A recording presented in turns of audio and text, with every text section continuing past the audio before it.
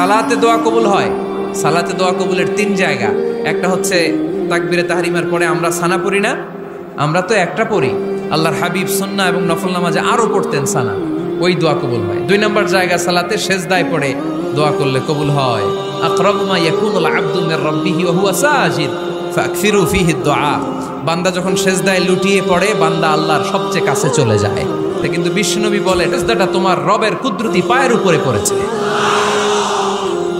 সেজদায় পড়ে দোয়া করেন। সালাম ফিরানোর আগে বিশ্বনবী দোয়া করতেন, লা ইউসাল্লিমান্না আহাদুকুম হাত্তা ইয়াতাআওয়াযা মিন আরবা'a।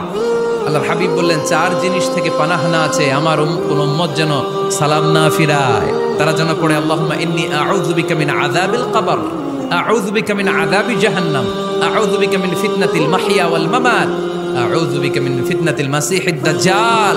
আল্লাহ কবরের আযাব থেকে বাঁচাও, আল্লাহ জাহান্নামের আগুন থেকে বাঁচাও, আল্লাহ জীবন